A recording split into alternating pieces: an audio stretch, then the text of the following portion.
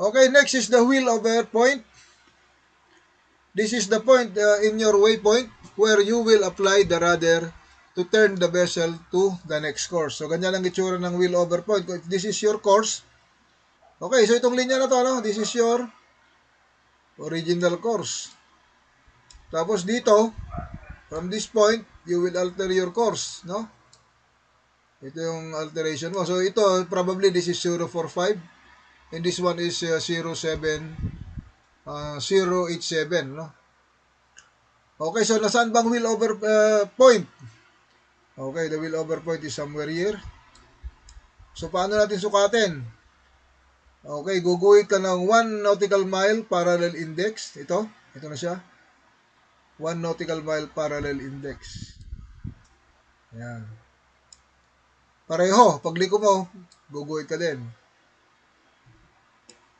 Okay, so now, basing on the basing on your waypoint, hindi basing on the vessel, no? Kasi baka napadpad ka eh. Tapos there is an intersection dito, no?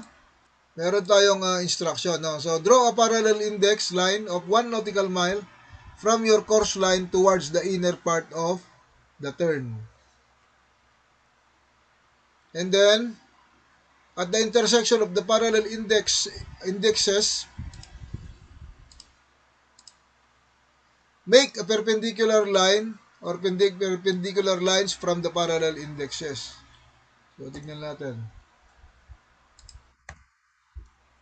Okay, ito yung perpendicular, no? Ito yung perpendicular line.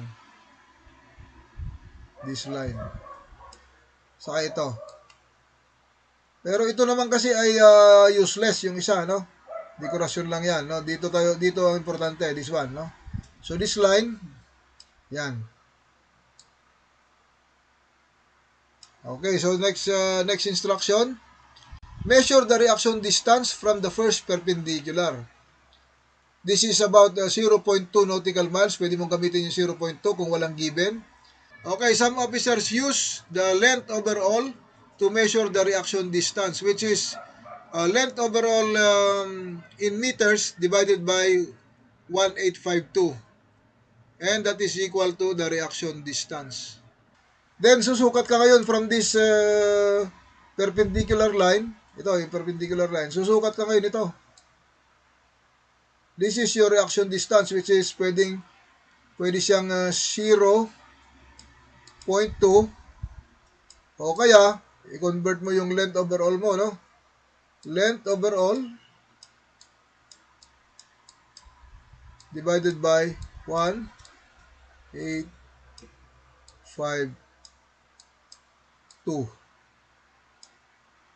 Okay, kung anong sagot niyan, that is your reaction distance. Pero pagka walang given, itong gamitin mo. So, susukat ka ngayon paatras, no? Then, you will make a line parallel to this line, itong perpendicular, no? Okay, so naiguhit na natin. Then, kung saan nag-intersect dito, guguhit ka ngayon ng wheel over line, which is parallel naman dito sa iyong new course. Parallel siya. Nakita niyo parallel, di ba?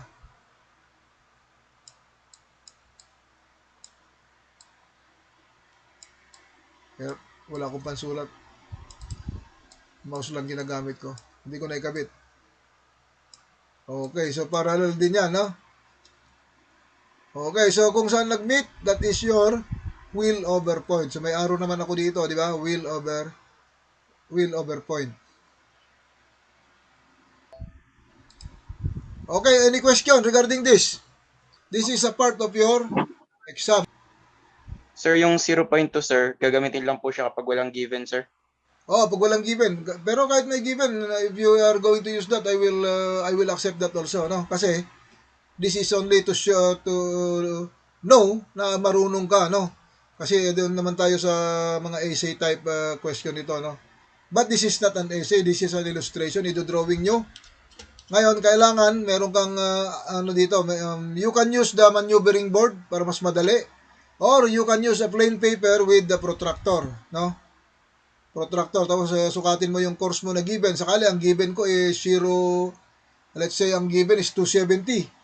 Dito yon sa kabila, dito sa papunta sa west, 270. Tapos sabihin ko na you are going to alter course to let's say 235 bababa.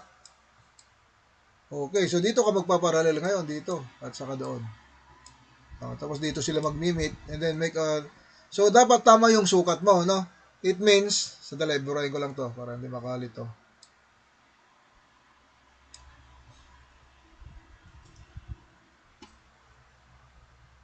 Okay, it means ito, no? Kung gagawa ka nito,